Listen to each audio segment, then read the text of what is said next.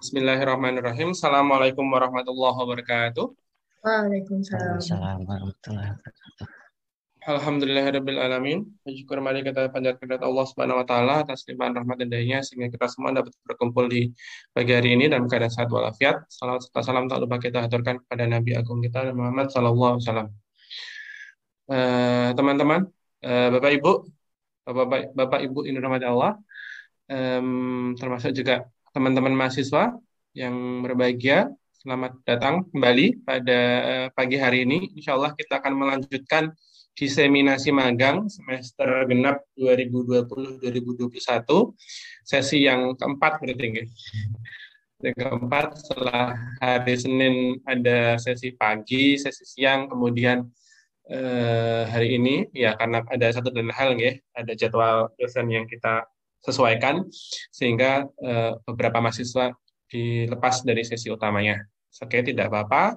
Kita lanjutkan sesi magang, sesi diseminasi magang pada pagi hari ini. Insya Allah nanti akan dipandu Pak Rahadian ya, sebagai dosen pembimbing untuk mahasiswa atas nama Mas Naufal dan Mas Agung. Seperti biasa, mungkin nanti bisa diatur jadwalnya masing-masing mahasiswa presentasi dan juga tanya jawab 30 menit ya, termasuk mungkin ada menunjukkan poster video dan tentunya slide presentasinya. Kemudian nanti dilanjutkan dengan sesi tanya jawab. Seperti itu saja karena pembukaan resminya sudah dilakukan hari Senin lalu oleh Pak Thomas Hatta. Sesi kali ini langsung kita lanjutkan dengan presentasi yang akan dipandu oleh dosen pembimbing Pak Rahadian. Pada Pak Rahadian kami persilahkan. Baik, bismillahirrahmanirrahim. Assalamualaikum warahmatullahi wabarakatuh. Waalaikumsalam warahmatullahi wabarakatuh. Mas Agung bisa dinyalain dulu kameranya? Bisa, Pak. Oke, baik. Alhamdulillahirrahmanirrahim. Hari ini kita akan sama-sama menyaksikan diseminasi magang atas nama mahasiswa atas nama Noval Hanan dan Mas Agung Wibowo. Nanti Anda punya waktu, masing-masing dari kalian punya waktu sekitar setengah jam untuk mempresentasikan, termasuk nanti tanya jawab ya. Jadi harapan saya 5-10 menit saja untuk presentasi, termasuk pemutaran video, nanti selebihnya untuk sesi tanya jawab. Sebelum kita mulai, ada yang mau ditanyakan dulu, Mas Agung atau Mas Hanan? Tidak ada. Tidak ada ya. Oke, kalau gitu siapa yang mau mulai dulu nih? Atau saya sesuaikan jadwal? Sesuaikan jadwal saya dulu boleh Pak? Iya, oke. Silakan Mas. Oke. Share screen-nya masih ke disable Pak Jensen. Oke.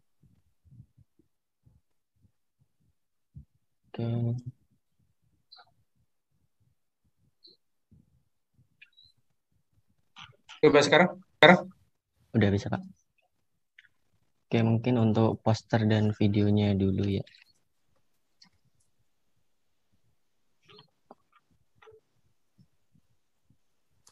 Oke, sebelumnya perkenalkan, nama saya Naufal Hanan Oktavianusa, mahasiswa informatika semester 7 yang saat ini sedang mengambil jalur akhir magang di PT Balai Lab Indonesia. Oke,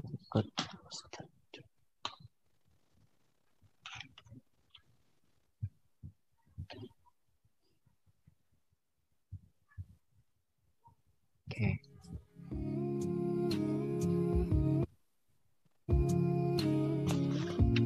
Assalamualaikum warahmatullahi wabarakatuh. Perkenalkan, nama saya Naufal Hanan Oktavianusa. Saya salah satu mahasiswa informatika di Universitas Islam Indonesia. Kali ini saya akan membagikan pengalaman saya selama melakukan kegiatan magang. Saya melakukan kegiatan magang di salah satu perusahaan yang ada di Yogyakarta bernama PT Balai Labs Indonesia. Balai Labs merupakan perusahaan yang bergerak di bidang teknologi informasi yang memberikan layanan pada pengembangan perangkat lunak dan IT konsultan.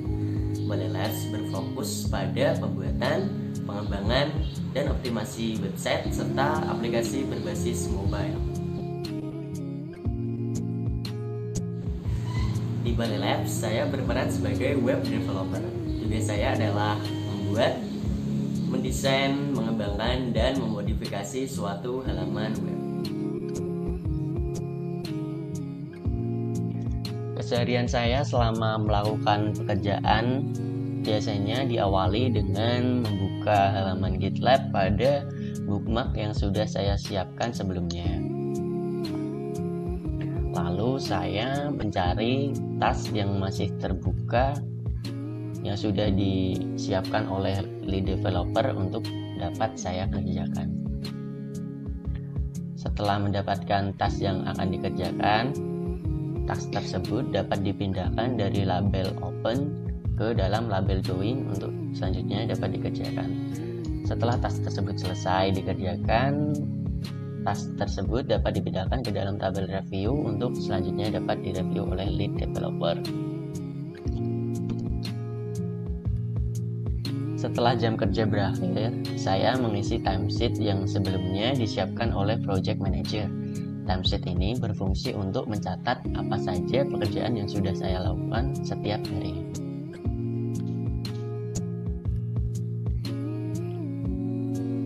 Sampai saat ini, hal yang sudah saya kerjakan selama melakukan kegiatan magang di PT Balai Labs Indonesia adalah mengembangkan aplikasi yang bernama Balai Labs Billing. Aplikasi ini berfungsi sebagai media untuk pembelian paket aplikasi dari sisi customer dan manajemen paket aplikasi dari sisi admin. Dari sisi admin sendiri, admin dapat mengonfigurasikan halaman web, lalu mengatur user, mengatur master data, mengatur customer, mengatur produk, dan mengatur transaksi yang telah dilakukan oleh customer. Selain sisi admin, terdapat juga sisi untuk halaman customer. Di sini customer dapat melakukan pembelian paket aplikasi yang telah disediakan sebelumnya.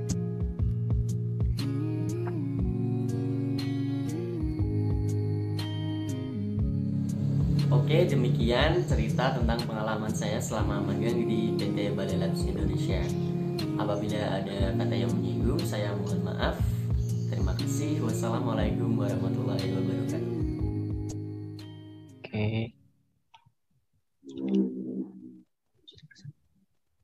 Oke, jadi PT Balai Lab Indonesia adalah sebuah perusahaan yang bergerak dalam bidang teknologi informasi yang memberikan layanan pada pengembangan perangkat lunak dan IT konsultan. Balai Lab resmi berdiri pada awal tahun 2020 kemarin di Yogyakarta. Di Balai Lab itu menerapkan sistem kerja full remote untuk mayoritas developernya, terutama yang berdomisili di luar Jogja. Jadi untuk menjembatani hal itu, Balai Lab menggunakan 3 tools utama. Yang pertama ada Telegram untuk komunikasi, diskusi, dan konsultasi antar tim proyek melalui pesan teks. Lalu ada Microsoft Teams untuk online meeting, project meeting, project review meeting, kick-off meeting, sama integration meeting. Dan untuk project management information system yang dipakai oleh Balai Labs itu ada GitLab. Jadi untuk assigning task, monitoring task, contouring task, semuanya pakai GitLab. Nah, di Balai Lab saya dimasukkan pada divisi development sebagai full stack web developer.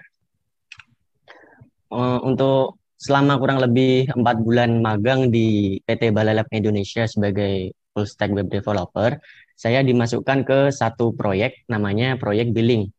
Jadi proyek billing ini adalah proyek pengembangan aplikasi berbasis website yang berfungsi sebagai media pembelian dan manajemen paket aplikasi untuk pelanggan Balai Lab. Nah, proyek billing ini dikembangkan menggunakan PHP, Laravel, dan PostgreSQL. Untuk alasan kenapa PHP dan Laravel dipilih ini, karena mungkin di resume saya yang waktu ngelamar ke perusahaan itu nyantumin skill tentang PHP dan Laravel. Jadi mungkin perusahaan ingin mengevaluasi dan mengecek sejauh mana sih pemahaman saya tentang kedua hal ini. Terus kenapa PostgreSQL dipilih? Karena mau dimanfaatkan fitur skemanya. Jadi biar pelanggan Balai Lab itu bisa generate database-nya sendiri. Di proyek billing ini ada 2 halaman utama yang dibuat. Yang pertama halaman admin. Nah, di halaman admin ini saya diberikan 4 tugas besar, 4 task besar. Yang pertama itu membuat web configuration. Nah, di web configuration ini ada modul-modul lagi yang kayak modul email, jadi ngatur port, ngatur konten email, ngatur layouting. Terus juga ada untuk ngatur konten-konten yang nanti dimasukkan ke landing page di halaman publik, kayak FAQ atau testimoni, data testimoni. Nah, yang kedua ada customer management. Ini untuk ngatur data diri customer dan data company-nya. Terus yang ketiga ada product management. Jadi ngatur produk-produk yang mau dijual di halaman landing page nanti. Dari mulai ngeset API-nya, ngatur harga, ngatur produk, ngatur diskonnya, itu di product management. Terus yang terakhir ada transaction management. Jadi semua transaksi yang udah dilakukan oleh customer itu masuk ke transaction management. Nah, nanti admin bisa mau approve atau reject transaksi-transaksi tersebut. Nah, halaman yang kedua yang saya kembangkan, yang dikembangkan di proyek billing ini, halaman public. Tugas saya yang pertama di halaman public ini, yang pertama itu layouting view. Jadi desain beberapa view yang ada di halaman public, terus juga ngatur konten-konten yang perlu dimasukin di sini, kayak yang dari database kayak FAQ sama testimoni tadi. Terus yang kedua, ngatur member area section. Jadi section di mana customer Balai Lab bisa akses service-service yang udah dibeli tadi. Terus juga customernya bisa update profile atau update password. Terus juga bisa lihat history transaksi yang udah dilakukan. Nah, yang terakhir itu membuat purchasing step. Jadi mulai dari pelanggan Balai Lab milih aplikasi yang mau dibeli, terus ngisi data-data terkait service-service tadi yang diperlukan, terus check out, terus payment itu diserahkan ke saya. Nah, selama magang ini kurang lebih ada 3 manfaat yang saya garis besari. Yang pertama itu ada pengetahuan tentang penulisan kode yang efisien. Jadi penulisan kode yang efisien ini penting karena selain meningkatkan performa aplikasi, ini juga mengurangi waktu pengembangan proyek gitu. Jadi kayak misal fitur-fiturnya itu dibuat modular, kan tinggal dipanggil aja, nggak perlu ditulis-tulis ulang. Jadi waktu pengembangan proyek juga nggak bertele-tele. Terus yang kedua, manfaat tentang pengetahuan bidang kerja lain. Nah, di Balai Lab itu biasanya ada integration meeting. Di sini developer dari bidang lain itu memaparkan hasil kerjanya, kayak front end developer, back end developer, mobile developer. Nah, jadinya kita juga tahu gitu, oh front end developer itu kerjanya kayak gimana sih, back end developer kerjanya kayak gimana sih, atau mungkin project manager itu kerjanya kayak gimana sih. Nah, terus yang terakhir, pengetahuan tentang pentingnya aspek keamanan. Nah, kalau di project-project kuliah itu aspek keamanan nomor sekian, yang penting fungsionalitasnya jalan. Nah, kalau di project beneran, project komersil gini, keamanan itu harus diperhatiin banget, soalnya kan data-data diri customer-nya itu data beneran, terus transaction-transaksinya kan juga transaction beneran. Untuk hambatan dan tantangannya sendiri, yang pertama komunikasi. Jadi karena di Balai Lab itu full remote, jadi kalau misal ada bug atau alur fitur yang kurang jelas, kalau mau tanya ke supervisor atau mentor itu harus dijelasin detail banget gitu, biar maksud yang ingin disampaikan itu benar. Terus yang kedua itu koneksi, ini yang menurut saya paling mengganggu, soalnya kayak misal project manager lagi ngejelasin terkait requirement atau apapun yang penting, nah terus koneksi tiba-tiba putus. Nah, mau nggak mau kita harus minta penjelasan ulang gitu. Nah, kalau misal putus-putus terus kan juga nggak enak sama project manager, nggak enak sama anggota yang lain gitu. Nah, untuk tantangannya yang pertama ada manajemen waktu. Jadi harus pintar-pintar ngatur waktu antara kerja dan ngatur waktu antara tugas-tugas kuliah. Itu jadi salah satu tantangan. Terus tantangan yang kedua itu tantangan terkait mempelajari hal baru. Jadi dalam bekerja itu pasti ada hal-hal baru yang harus dipelajari. Entah itu tools-tools baru atau metode-metode baru atau function-function baru. Nah, ini jadi tantangan tersendiri buat saya pribadi. Oke. Ini pasti. Oh, demikian. Terima kasih. Saya kembalikan ke Pak Redian. Baik, terima kasih Mas presentasinya Mas Naufal. Ini kita lanjutkan sesi tanya jawab dari Bu Virus atau Bu Virus dulu atau teman-teman yang lain ada yang mau bertanya? Kalau enggak saya persilakan Bu Virus dulu yang kalau ada pertanyaan. Baik, terima kasih Pak Ian. Assalamualaikum Mas Naufal. Waalaikumsalam Bu Virus. Terima kasih tadi sudah mempresentasikan aktivitas magangnya di Balai Lab ya. Ini tadi awalnya gimana Mas bisa magang di Balai Lab ceritanya? Kalau awalnya itu dulu saya yang awalnya itu udah pengen jadi web developer terus pakai framework Laravel sih Bu. Jadinya saya kayak join forum-forum di Facebook itu, forum Laravel Indonesia. Terus saya nyari buat postingan, buat thread gitu, nyari tempat magang yang pakai Laravel. Nah, terus ada tuh yang komen banyak. Terus saya apply ke beberapa perusahaan tersebut. Nah, alhamdulillah ada yang keterima di Balai Labs ini. Gitu. Oke, ini lokasinya kalau kantornya di Jogja. Tapi ini full remote ya karena sedang pandemi. Atau memang sebelum ini pun staffnya juga banyak yang remote.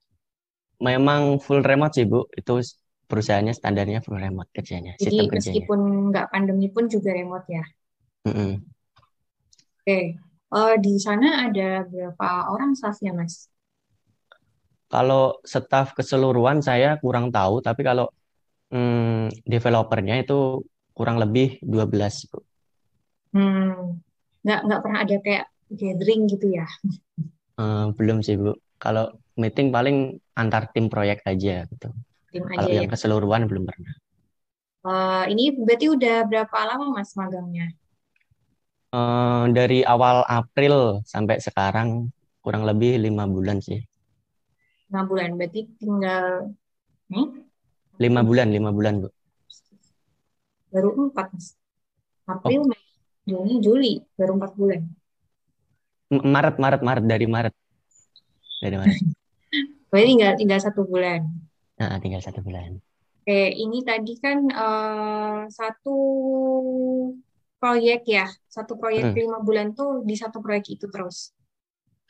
Untuk yang proyek billing ini kebetulan pas pertengahan Juli kemarin itu udah selesai. Nah, yang selanjutnya ini udah masuk ke proyek baru dari pertengahan Juli, tapi belum dimasukin ke ini sih Bu laporannya. Jadi yang dilaporan cuma apa satu. kalau yang sekarang? Kalau sekarang itu proyek buat website untuk berita. Jadi ada klien berita gitu, platform berita. Beda lagi berarti ya. Jadi frameworknya juga beda itu Bu buatnya. Jadi harus bukan pakai belajar lagi. Laravel. Bukan. Kayak apa tuh? Pakai Code Igniter kalau yang sekarang ini. Oke.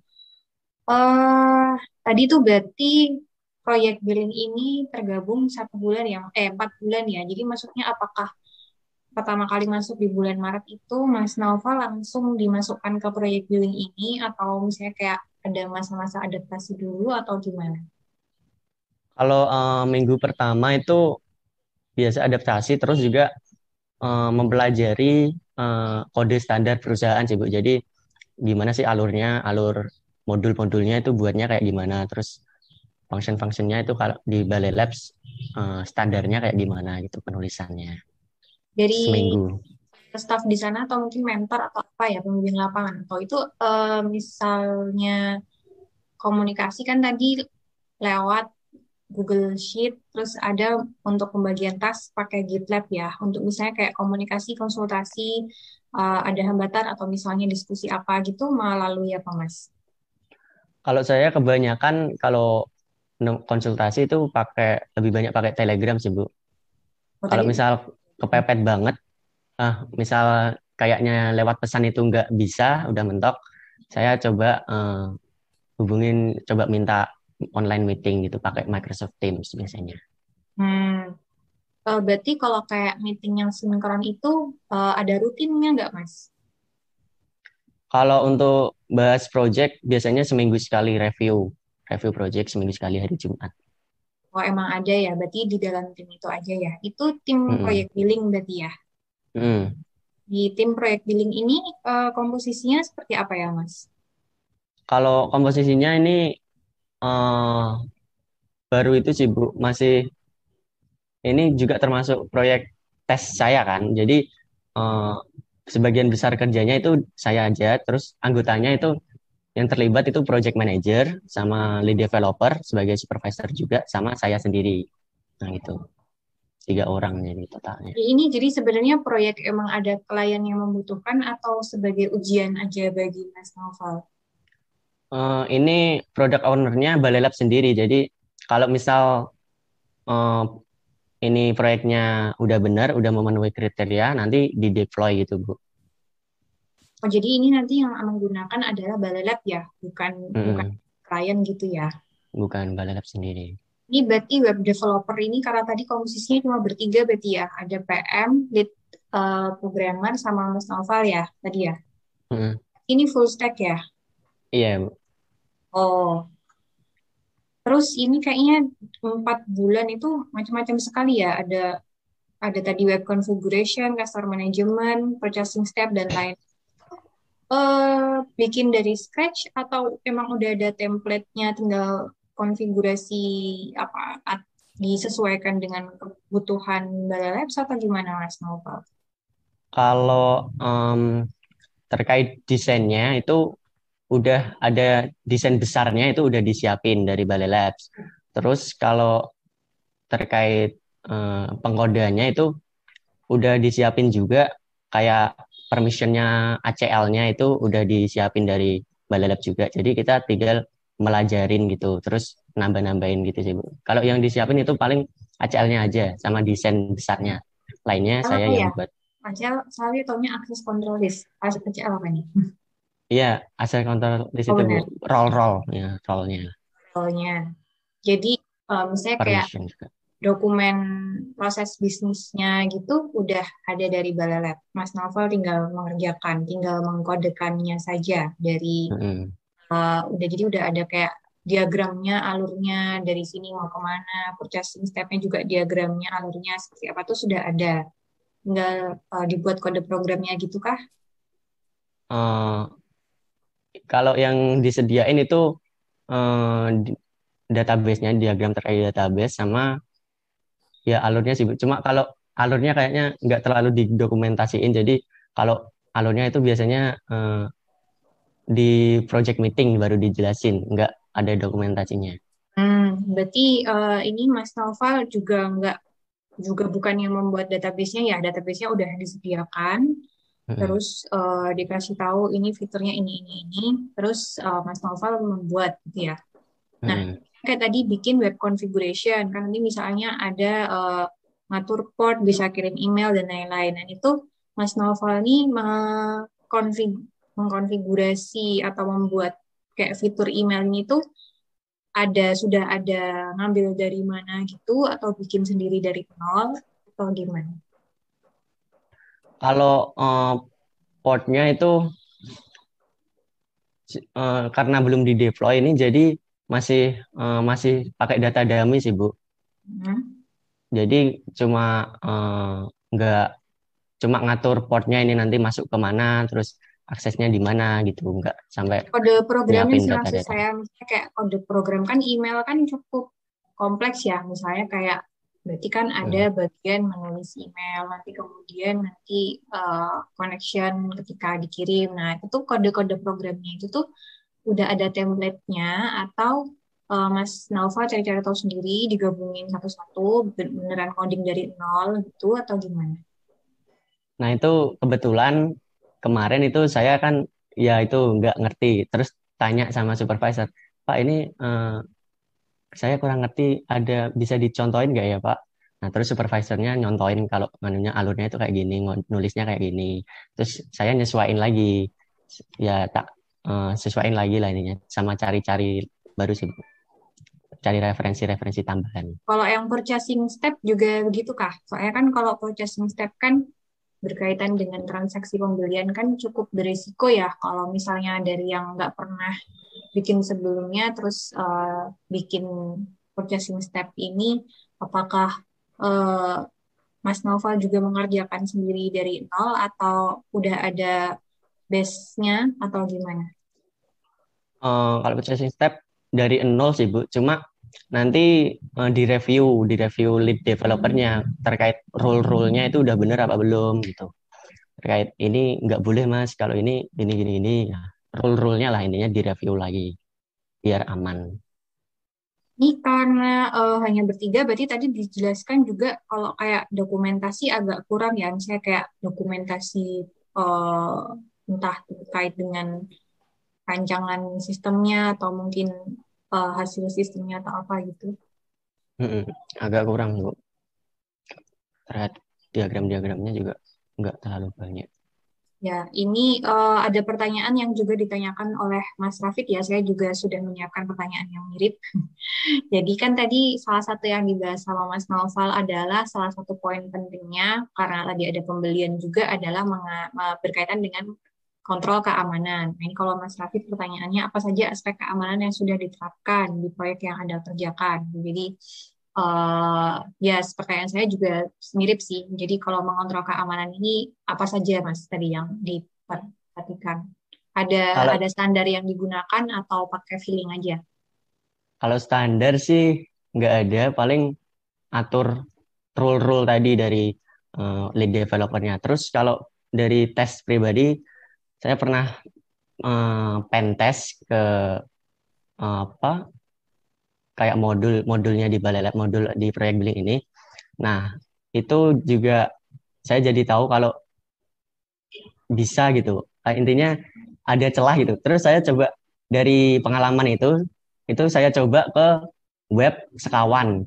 Nah, terus ternyata web sekawan itu juga ada bug-nya gitu, Bu. Jadi itu juga jadi pengalaman gitu buat di nanti-nanti. Mas Ini Rafid, babnya tolong dilaporkan ke Rafid ya. ya, Mas Rafid.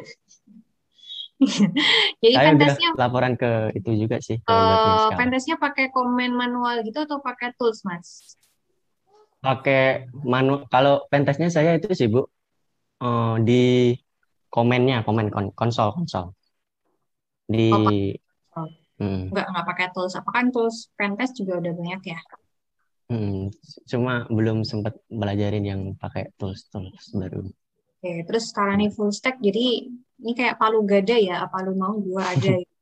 Dari Iya. desain tampilannya sendiri gimana Mas ceritanya? Maksudnya apakah langsung bikin dari PHP-nya itu atau awalnya ada desain tampilan dulu atau gimana?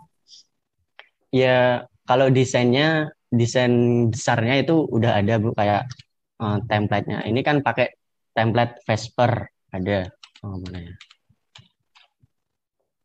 Nah, ini itu pakai template Vesper. Nah, saya itu ngedesain bagian partikelnya aja, kayak parsialnya, kayak nah ini package-nya itu didesain ulang, terus ini add-on-nya juga didesain ulang. Terus yang member section itu juga didesain, payment step-nya itu juga didesain sendiri. Jadi kalau dari Balai Lab-nya itu disiapin template besarnya aja, template Oh, jadi desain besarnya. tampilannya udah dikasih dari balap pakai tampilan yang seperti ini gitu ya. Temanya udah ada. Hmm. Terus tapi kalau misalnya kayak terkait user experience-nya masih pakai feeling ya berarti ya. Hmm. Oke.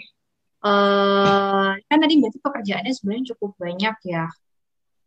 Mau kepo-kepo dikit dapat uang saku nggak sih Mas? Alhamdulillah Oh ada lumayan dapat. Ya ada. alhamdulillah kalau dapat lah. Nggak dikit. Oke. Sementara dari itu dari saya itu aja Pak Ian. Mungkin tuh ada pertanyaan dari Pak Hansen. Silahkan Mas Noval, itu ada pertanyaan dari Pak Hanson itu di Oke. kolom chat. Nama misalnya bagaimana Mas Nova melihat?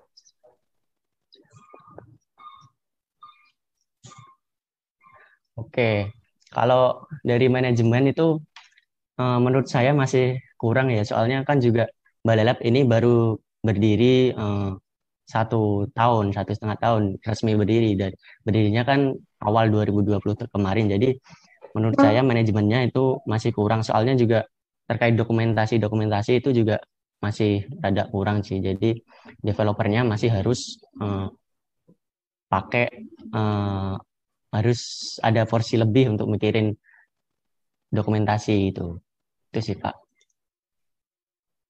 Terus untuk kontribusi, oh ya ini belum dimasukin, kontribusi saya selama magang itu lebih banyak ke hal teknis ya, kayak misal dari eh, jadi di proyek ini itu sebelumnya udah disiapin library kayak library Suite 2 versi 4. Nah, saya upgrade lagi tuh biar ke versi terbaru, versi 11, biar fiturnya itu lebih maksimal. Jadi lebih banyak fitur yang bisa dipanggil. Itu salah satu kontribusi yang mungkin saya lakukan sih, Pak. Baik, masih ada pertanyaan Pak Masih Hanson, ada. Bu Virus, atau teman-teman yang lain? Kalau saya sih masukkan aja Mas dari poster Mas. Saya nggak tahu nanti mungkin ini juga masukan buat teman-teman yang lain dan Pak Hanson sebagai ini ya. Mungkin saya nggak tahu itu sudah ada standarnya apa belum, tapi menurut saya posternya ini kurang menggambarkan magang gitu ya. Artinya itu hanya menampilkan eh, apa namanya project yang dikerjakan. Sedangkan harapan saya kalau ini adalah poster magang ya pertama memang tentu ada lembaganya, institusinya, kemudian job desk yang kamu lakukan, terus alur kerjanya dan seterusnya itu tergambar di poster itu. Jadi eh, kalau saya melihatnya ini malah seperti poster Balai Lab gitu. Jadi mungkin nanti bisa diperbaiki sedikit. Kemudian benar Mas Naufal, saya dulu sebelum jadi dosen juga jadi project manager. Sebelum jadi project manager saya sempat jadi apa namanya junior apa sebelum saya masih kuliah itu jadi junior programmer, kemudian mau skripsi itu jadi lead programmer. Kemudian setelah lulus saya jadi sistem analis. Setelah sistem analis terus lanjut ke project manager. Memang banyak hal yang dari Anda paparkan tadi kayaknya masih sangat kurang ya dari segi manajemen. Mungkin itu bisa jadi masukan buat Anda ke pihak manajemen. Kalau misalnya sistem analis penting itu. Terus saya lihat juga Anda mengerjakan kerjaan QA gitu. Kayak pentest itu bukan kerjaannya developer gitu. Harusnya ada orang sendiri yang ngerjain itu gitu. Tapi nggak tahu ya, maksudnya ritme kerjanya perusahaan itu mungkin beda-beda gitu. Tapi kalau menurut saya seharusnya yang ngetes sama yang buat itu beda orang gitu. Karena sense untuk menghancurkan sesuatu sama membangun sesuatu itu sense-nya beda. Kalau kamu membangun dan ingin menghancurkan itu kamu nggak sampai hati gitu. Tapi kalau dulu ketika saya jadi project manager itu yang jadi QA itu ya memang mentalnya harus mental licik gitu. Dia cari celah. Terus ada juga yang QA masalah code gitu ya. Prefix yang digunakan itu prefix terstandar enggak. Terus Anda menggunakan library-nya terstandar enggak dan seterusnya. Jadi code-nya itu aman gitu. Secara enggak cuma dari logiknya tapi code-nya sendiri itu aman. Ya, itu mungkin beberapa temuan-temuan yang Anda rasakan itu nampaknya perlu juga untuk disampaikan ke pihak manajemen. Itu kalau dari saya, Pak Hanson dan Bu Virus, jika tidak ada tambahan dari rekan-rekan yang lain, bisa kita akhiri. Silakan Mas Noval untuk menutup, bisa kita akhiri dan kita lanjut ke materi selanjutnya. Oke, demikian presentasi saya. Apabila ada kesalahan, saya mohon maaf. Wassalamualaikum warahmatullahi wabarakatuh. Waalaikumsalam warahmatullahi wabarakatuh. Baik, selanjutnya Mas Agung. Sudah bisa dimulai, Mas Agung? Sebentar, Pak. Ya, di sini saya akan menampilkan video terlebih dahulu. Dibuka dulu, Mas. Sebelum ditampilkan, Anda membuka dulu. Salam Sebentar, dulu. Pak. Ini ada error di laptopnya, Pak. Ya, sambil nunggu kamu buka dulu, salam dulu, perkenalkan diri dulu, gitu. Ya, Assalamualaikum warahmatullahi wabarakatuh. Perkenalkan, nama saya Agung Wibowo. saya merupakan mahasiswa semester 6 di jurusan informatika dan masih melaksanakan magang di perusahaan CV Atsaf Teknologi. Pada kesempatan kali ini, di sini saya akan menampilkan video terlebih dahulu.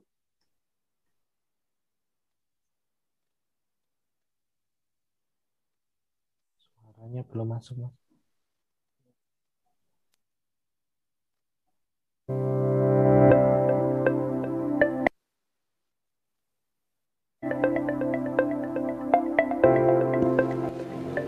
Assalamualaikum warahmatullahi wabarakatuh. Perkenalkan, nama saya Agung Wibowo. Saya merupakan mahasiswa Universitas Islam Indonesia jurusan Informatika yang telah bermagang selama 6 bulan di perusahaan CV Atsaf Teknologi. Perusahaan CV Atsaf Teknologi adalah perusahaan yang bergerak dalam bidang teknologi informasi. Perusahaan CV Atsaf Teknologi mempunyai visi dan misi, yaitu memberikan solusi yang berkualitas di berbagai bidang untuk meningkatkan produktivitas dengan efektif dan efisien serta mempunyai daya saing yang tinggi. Pada kesempatan kali ini, di sini saya akan menceritakan pengalaman saya ketika bermagang. Jadi, pengalaman saya ketika bermagang itu terbagi menjadi 2 aktivitas. Yang pertama itu WFO, Work from Office, yaitu diharuskannya kita untuk bekerja secara fisik di kantor. Yang kedua itu ada WFH, Work from Home, yaitu diharuskannya kita bekerja secara online di rumah. Ya, setelah mengenai penjelasan singkat pada aktivitas magang saya, di sini saya akan menampilkan sebuah cuplikan video.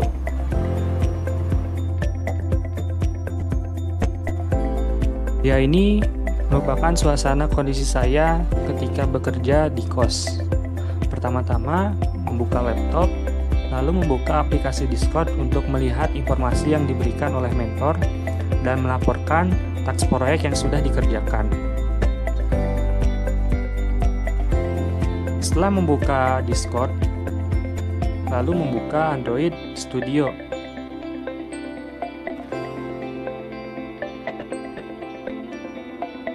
Setelah membuka Android Studio, membuka emulator Android-nya.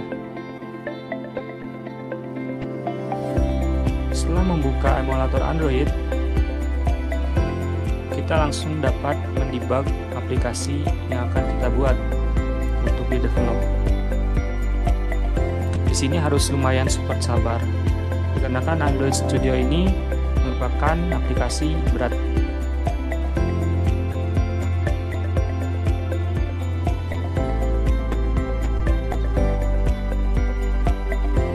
Setelah membuka aplikasi, sekarang saya membuka dokumentasi API-nya dan juga aplikasi Postman untuk melihat data yang ada pada server.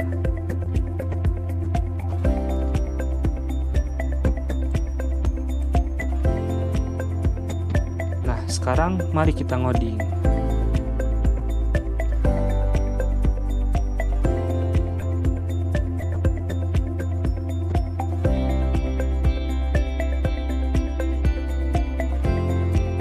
Ya, ini merupakan suasana kondisi saya ketika di kantor. Di sana terdapat teman saya yang bernama Fadlan yang berposisi sebagai web developer. Ini merupakan sedikit cuplikan saya ketika ngoding. Sekian, terima kasih.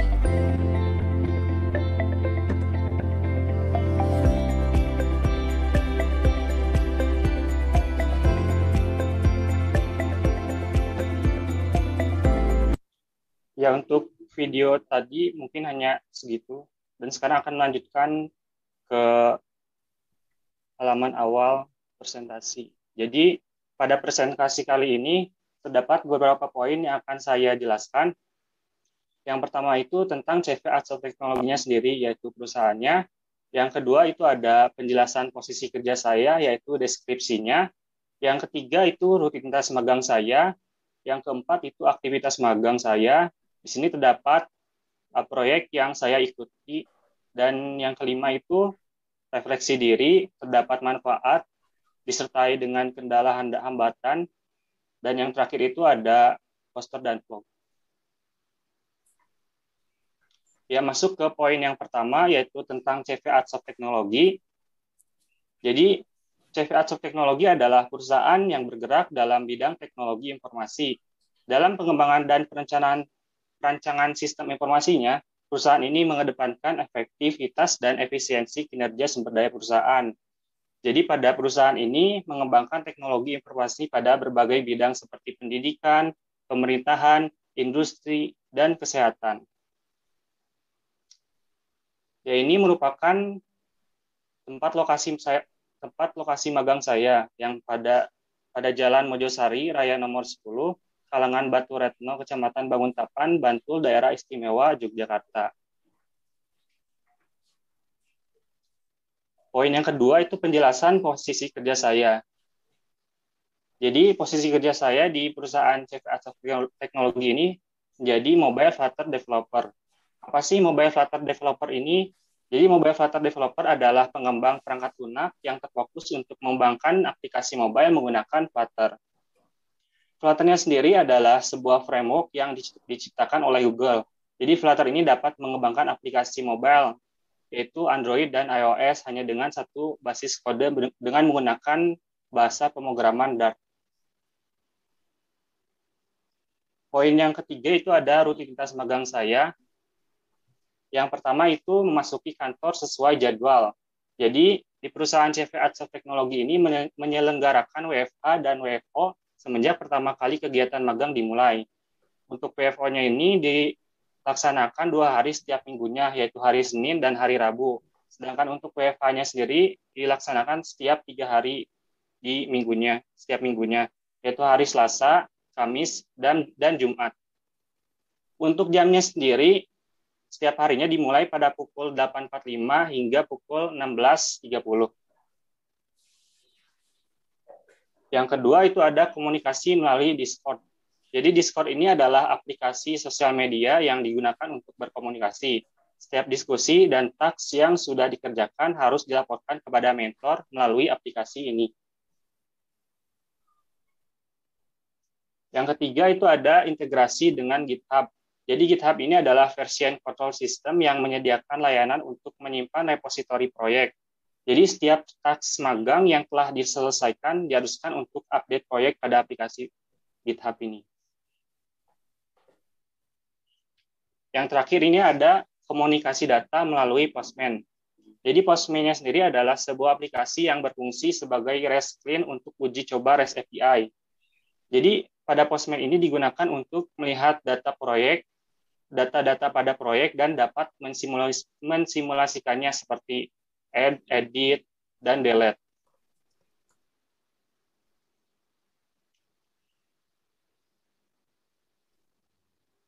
Poin yang keempat ada aktivitas magang. Yang pertama itu ada aktivitas di bulan Maret. Jadi pada aktivitas di bulan Maret ini lebih banyak belajar terkait framework Flutter dan bahasa pemrograman Dart. Jadi framework Flutter ini dibutuhkan untuk mengembangkan proyek aplikasi berbasis mobile di perusahaan CV Arts of Technology. Dan hasil proyek yang telah diikuti pada aktivitas di bulan ini yaitu SIMRS Roads, yaitu aplikasi sistem informasi rumah sakit.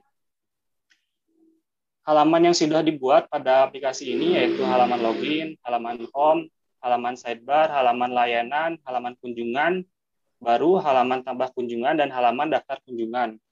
Pada gambar di samping itu memiliki fitur tertentu. Yang A itu memiliki fitur login, yang ke B itu memiliki fitur pencarian, dan yang ke C itu memiliki fitur tambah data.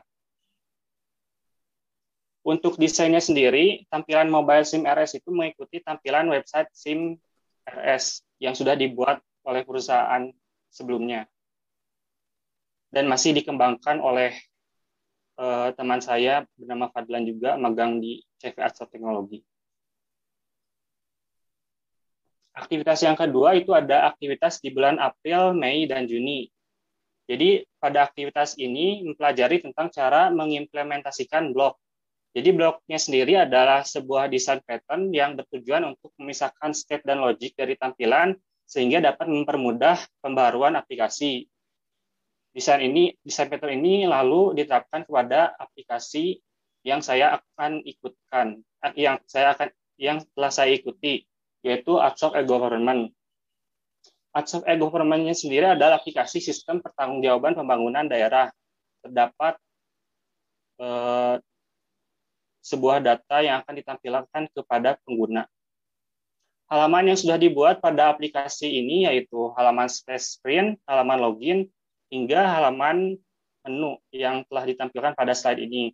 Untuk gambar yang ada pada slide ini merupakan mempunyai fitur tertentu seperti fitur login, fitur pencarian, dan fitur delete data dan edit data. Pada aktivitas ini juga telah mempelajari kode standar perusahaan sebelumnya yang yaitu aplikasi e-Prima.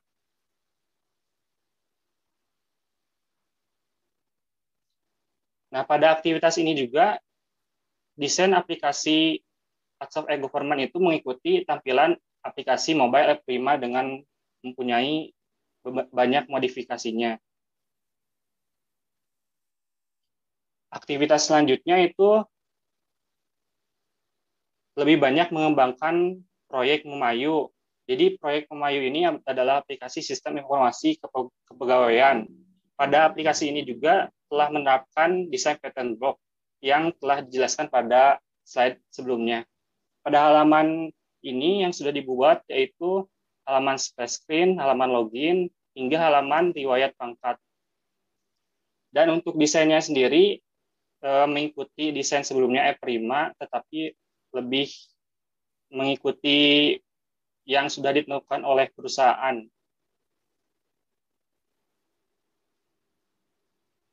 Poin yang kelima itu ada refleksi diri. Nah, jadi pada refleksi diri ini ada manfaat, dan di manfaat itu ada beberapa poin, yaitu pada aktivitas sebelumnya, yaitu aktivitas di bulan Maret. Nah, pada aktivitas ini manfaat utama yang didapatkan yaitu mendapat pengalaman di dunia kerja secara langsung. Jadi pengalaman ini akan menjadi bekal saat seseorang telah memasuki dunia kerja. Pada aktivitas di bulan Maret ini juga mengetahui tools yang digunakan untuk pembuatan mobile, aplikasi mobile menggunakan Flutter.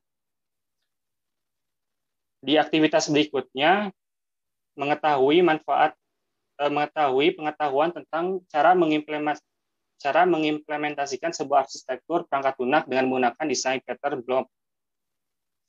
Dan yang terakhir itu, aktivitas yang terakhir itu manfaatnya mengetahui bagaimana alur kerja aplikasi. Oh ya, perlu diketahui aplikasi Memayu ini melibatkan dengan PIN, sedangkan untuk aplikasi sebelumnya itu masih aplikasi semi proyek, yaitu tidak melibatkan dengan PIN.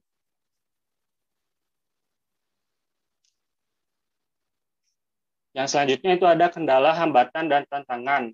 Hambatan yang paling dialami yaitu mengatur manajemen waktu yang baik, karena deadline pekerjaan dan tugas kuliah yang saling berdekatan.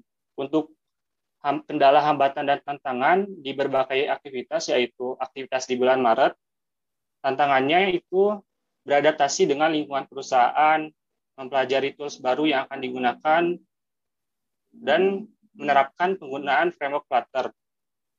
Aktivitas selanjutnya itu mempunyai tantangan untuk menerapkan penggunaan blok yang telah dipelajari sebelumnya. Sedangkan aktivitas yang terakhir itu tantangannya itu mempelajari alur kerja yang sudah diberikan oleh perusahaan. Yang poin ke-6 ini ada poster dan vlog. Ya, di sini merupakan poster yang sudah dibuat oleh saya sebelumnya. Pada poster ini terdapat 3 proyek yang saya ikut kerjakan dan juga teknologi yang digunakan untuk mengembangkan aplikasi mobile ini. Ya, untuk video tadi sudah dilihatkan. Mungkin sekian dari presentasi saya kali ini. Wassalamualaikum warahmatullahi wabarakatuh. Waalaikumsalam warahmatullahi wabarakatuh. Terima kasih Mas Agung. Silakan Bu Virus jika ada pertanyaan dan masukan. Baik, terima kasih Pak Ian atas waktunya. Assalamualaikum Mas Agung. Waalaikumsalam, Bu Wairus. Ya, ini di sana berdua sama Mas Fadlan ya? Iya, Bu. Atau ada mahasiswa magang lain yang misalnya dari kampus lain atau dari UI juga? Nggak ada, Bu. Jadi cuman berdua aja magang. Oh, terus tadi skemanya ada WFO dan WFH ya. Terus Iya, WFO itu Senin dan Rabu tadi ya. Itu semuanya itu WFO-nya Senin dan Rabu atau digilir, Mas? Semuanya, Bu. WFO itu Senin dan Rabu, sedangkan untuk WFH-nya itu Selasa, Kamis, Jumat. Kirain ada WFO dan WFH itu kan karena ada ketentuan sekian persen gitu kan. Misalnya 25% WFO gitu, jadi digilir enggak ya? Tetap Enggak, semua. Bu. Sudah dijelaskan, sudah apa? eh, sudah ditentukan dengan mentornya dari awal magang gitu, Bu. Jadi Oke. harus yang magang tuh harus WFO dan WFH pada hari sekian yang tadi itu, Bu. Di Senin dan Rabu itu emang ada agenda khusus kah yang menyebabkan harus WFO? Maksudnya ada aktivitas yang berbeda ketika daripada WFH atau sama aja cuma memindah laptop dari kos ke Banguntapan? Eh, Sama aja sih, Bu, sepertinya. Karena meeting juga hanya beberapa kali di pertama kali magang, Bu. Jadi tidak sering meeting juga. Jadi manfaatnya WFO apa, Mas? Eh, Ada Bisa aktivitas. kenalan dengan lingkungan perusahaan itu seperti apa, dan juga kenalan dengan orang baru, seperti Oh, itu, jadi Bu. ketemu langsung gitu ya, interaksi langsung ya. Meskipun sebenarnya aktivitasnya sama aja ya, WFO atau WFH ya, nggak ada misalnya kayak memang ada meeting gitu. Kalau WFH ini ya Mas ya, cahayanya tolong diperhatikan. Tadi videonya kok gelap itu kayaknya kurang bagus untuk mata. Ya, Bu. Maaf, Bu. Oke, jadi tadi di Balep, kalau kemarin saya nanya Mas Fadlan itu kok Balai Lab Adsof, di Adsof kata Mas Fadlan itu ada 8 orang. Kalau kata Mas Agung, benar 8 atau berapa staff di Iya, sana? Bu. 8, Bu, yang saya ketahui. 8. Terus ini tadi sebagai mobile Flutter developer ya. Ya, Bu. Emang ketika apply itu untuk posisi tersebut atau gimana, Mas? Waktu pertama kali apply itu saya sebagai mobile tetapi pada Android ya, Bu. Jadi bukan Flutter-nya sendiri. Untuk Flutter itu baru pertama kali saya belajar gitu. Jadi baru kenal Flutter itu juga setelah masuk di Adsoft ya. Tapi Sebelumnya udah kenal tapi belum dipelajari secara langsung, Bu. baru teorinya aja. Ya, Bu. Oke. Gimana sih ngomongnya Flutter, Flutter, Flutter? Flutter mungkin, Bu. Aku juga ngerti makanya. Tulisannya sih Flutter ya. Kalau cara bacanya gimana yang benar? Pakai lidah Jawa aja ya, Flutter. Flutter ini tadi kata Mas Agung kan kalau misalnya kita coding Android ya mah hanya bisa digunakan di Android gitu. Terus kalau pakai Flutter katanya bisa di Android sama di iOS gitu ya. Terus Ya, bahasanya pakai Dart tadi ya. ya, Bu. Eh, itu gimana Mas kok bisa? Jadi di Flutter ini ada library yang sudah disediakan oleh Google, yaitu untuk Android dan juga untuk iOS. Jadi setiap kali mendebug itu bisa berlangsung dapat 2 aplikasi untuk Android dan juga iOS. Ini berarti yang mengembangkan Flutter ini Google.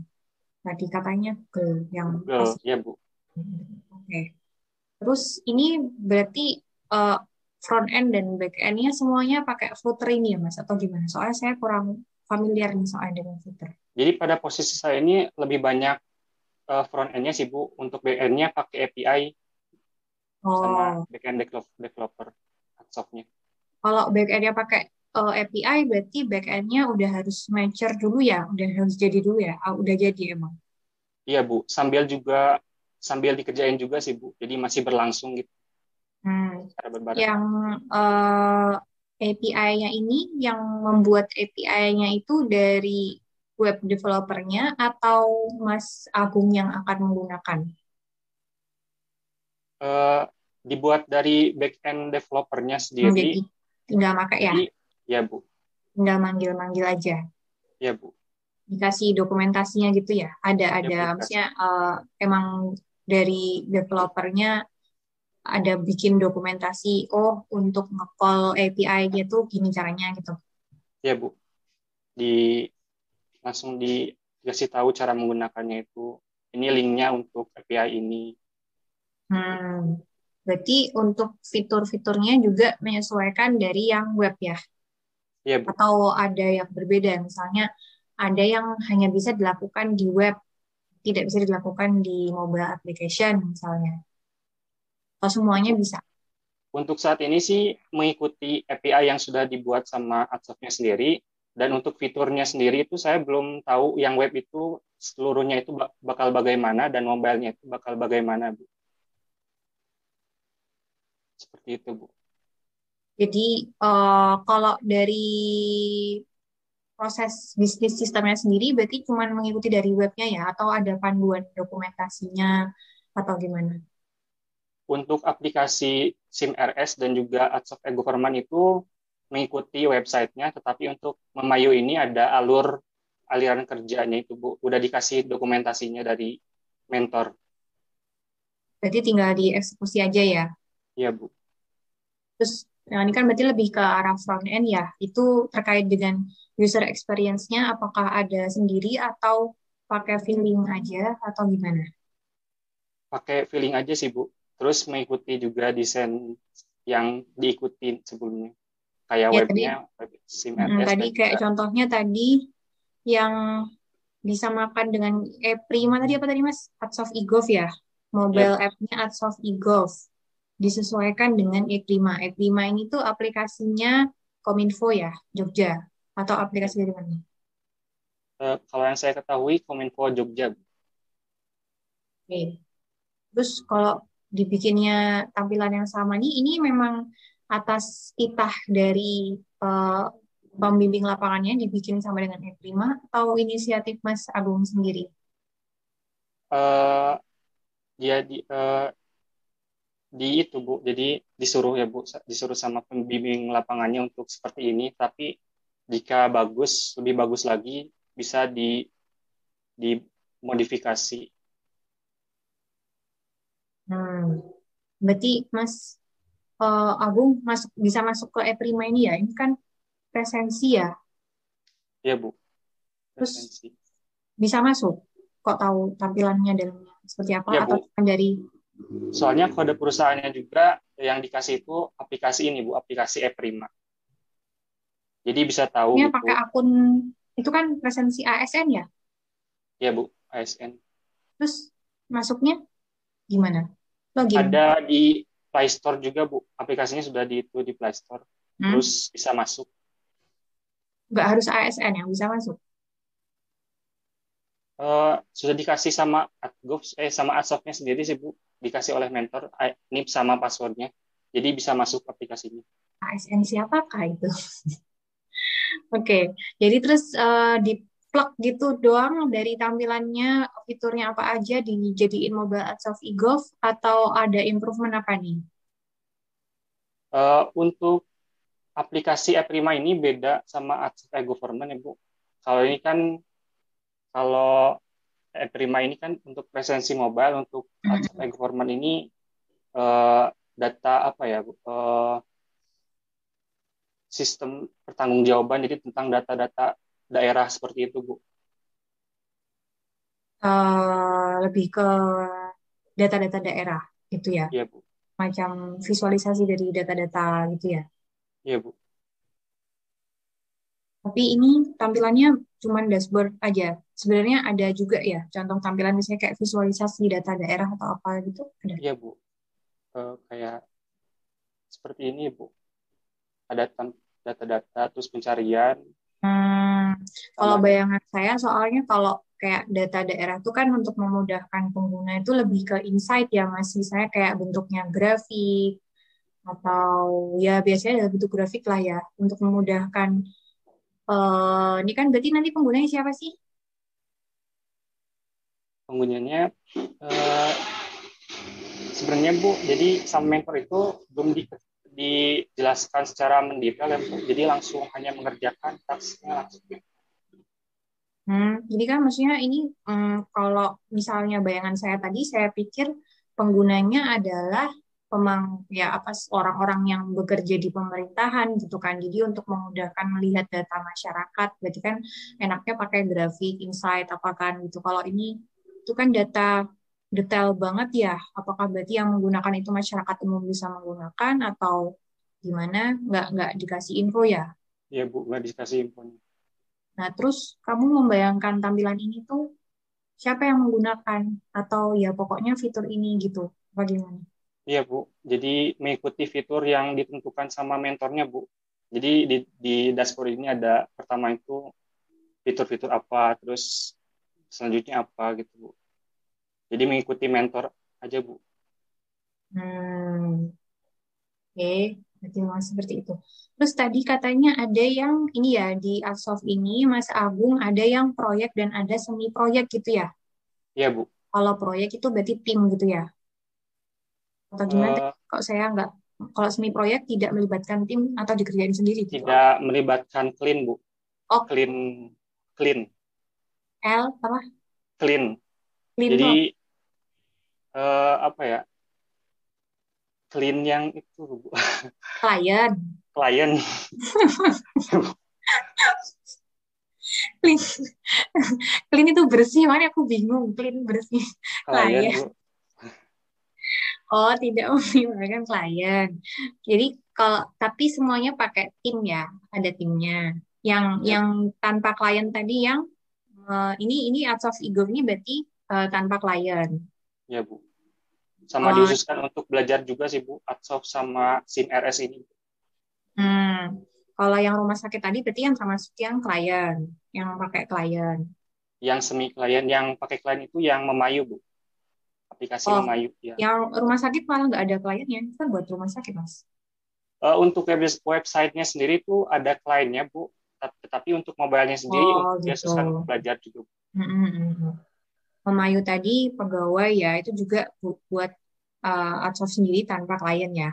Ya Bu. Pakai klien Bu. Oh pakai, yang pakai klien. Berarti kalau meeting, Mas Agung juga meeting bareng kliennya? Atau hanya meeting dengan timnya saja? Hanya meeting dengan mentornya saja sih Bu. Sama. Kalau dalam satu proyek ini, komposisinya ada apa aja Mas, kalau di proyek-proyeknya Mas Agung? Untuk komposisinya seperti apa ya Bu?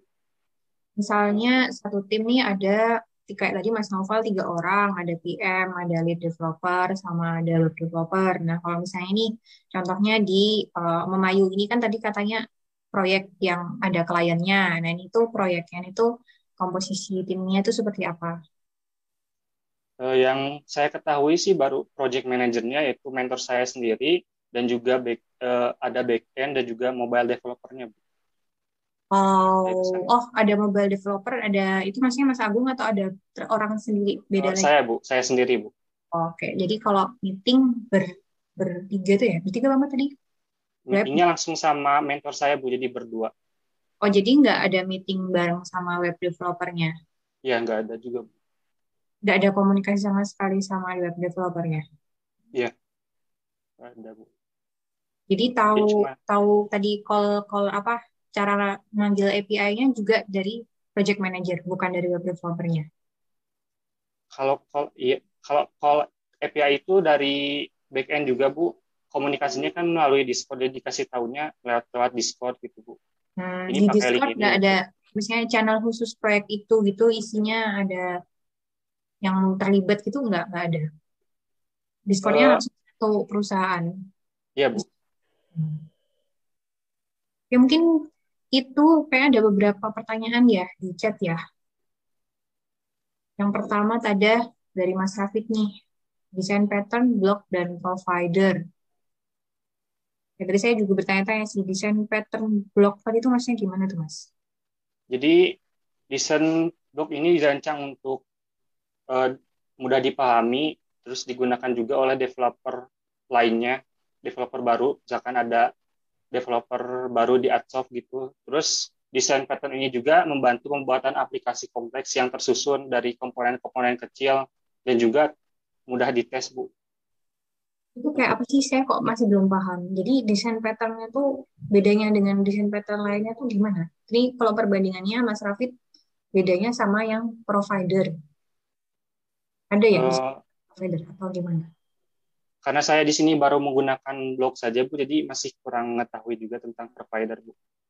Jadi kalau blok ini maksudnya problemnya dipotong-potong jadi kecil-kecil blok-blok gitu terus diselesaikan apa gimana maksudnya tadi desain Jadi pattern? ada perpindahan logik dari view ke folder lainnya, view ke folder bloknya. Jadi nggak bakal berantakan ketika ada developer baru yang mau melakukan pembaharuan aplikasi. Jadi kalau menjawab dari Mas Hafid belum tahu yang lebih efektif yang mana ya karena belum pernah mencoba yang provider ya.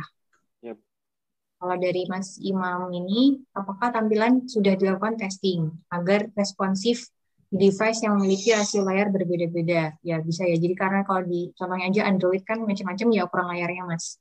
Nah ini kalau kita bikin aplikasi pakai Flutter ini dia bisa fleksibel atau kita harus atur rasionya atau gimana nih? ada library tersendiri, Bu. Jadi bisa download library-nya di Pubdev. Jadi Pubdev ini tempat uploadan oleh developer lainnya tentang responsif seperti itu. Terus blog juga kan menggunakan library yang sudah disediakan oleh Pubdev gitu, Bu. Udah pakai lah berarti ya. Nanti dia akan memfleksibelkan sendiri gitu ya. Ya, Bu. Oke, mungkin itu dari saya Pak Ian. Terima kasih Mas Agung atas penjelasannya. Ya, Bu, sama-sama, Bu. Baik. Ya. Oke, ada pertanyaan lagi mungkin dari Pak Hanson. Pak Hanson, ada pertanyaan lagi enggak? Kalau enggak, ini waktunya juga sudah habis. Menurut saya juga tadi apa yang dikerjakan juga sudah bagus. Kemudian saya nggak tahu apa namanya. Ini permasalahannya ternyata mirip ya sama sama Mas Naufal tadi ya. Memang mungkin sekarang perusahaan sekarang banyak yang lebih seneng mempekerjakan full stack developer yang palu gada gitu ya. Saya nggak tahu gitu, tapi eh, nggak tahu nanti ke depannya gimana. Kemudian masalah poster Mas ini sama juga sih sebenarnya karena mungkin belum ada panduannya ya. Saya lihatnya hanya eh, posternya ini semacam kamu itu memposterkan si Adsoft itu gitu. Proyeknya itu ngerjain itu gitu. Cuma kalau ini adalah poster magang ya mungkin sebaiknya ada alur dan sebagainya itu ya. Kemudian tadi Flutter, Anda menggunakan Flutter gitu ya, itu mungkin itu cukup baru itu kalau menurut saya ini menurut saya apa namanya ini bisa dieksplor lebih lagi gitu. Jadi mungkin kelebihan apa namanya magang Anda ini nanti mungkin di sebelah situ gitu. Karena penggunaan Flutter ini juga menurut saya cukup baru gitu ya. Karena biasanya yang mau gunain Flutter ini perusahaan-perusahaan gede gitu. Kalau kalau yang masih bikin software yang biasa-biasa kayak SimRS gitu ya umumnya masih pakai CI dan sebagainya. Jarang sekali yang sudah pakai Flutter. Ini semua softwarenya ini pakai Flutter semua atau gimana, Mas? Pakai Flutter semua, Pak.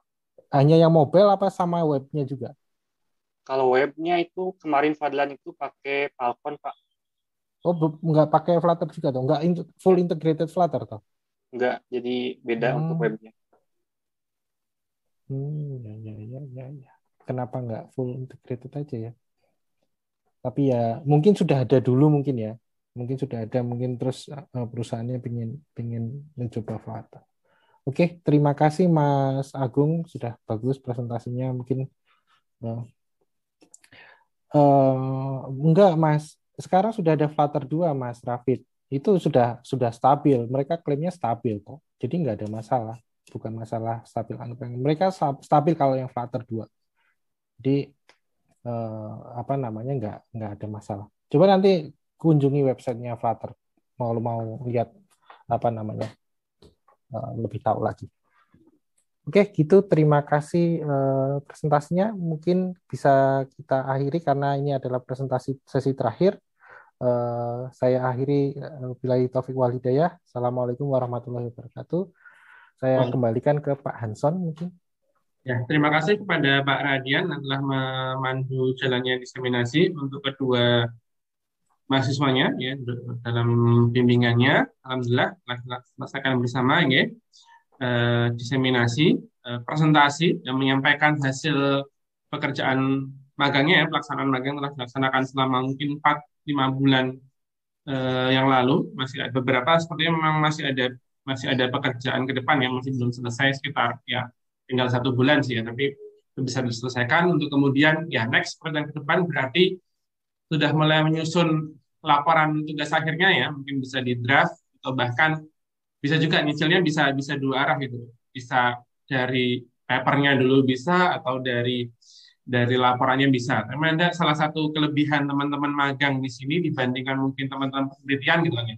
Kalau teman-teman lihat penelitian itu mayoritas setengah periode gitu kan ya. 1 semester itu belum banyak pekerjaannya, belum banyak yang kerjakan, codingnya belum banyak. Tapi teman-teman di sini sudah magang, sudah kerja, sudah banyak codingnya gitu kan, harusnya lebih banyak yang bisa diceritakan, lebih banyak yang bisa dilaporkan untuk kemudian nanti bisa ya mulai dicicil kita nulis ke laporannya agar harapannya bahkan targetnya ya bisa publikasi di di outlet atau media selain Automata yang eksternal yang mungkin bisa lebih bagus lagi dan juga nanti laporannya juga bisa akan lebih bagus lagi.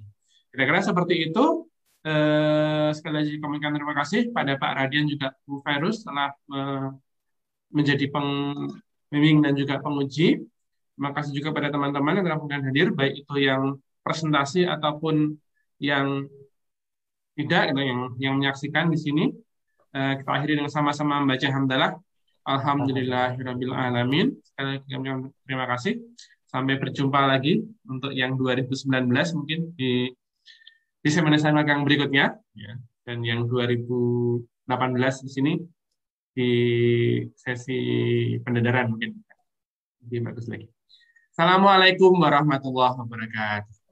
Waalaikumsalam. Waalaikumsalam. Terima kasih. Silakan live masing-masing.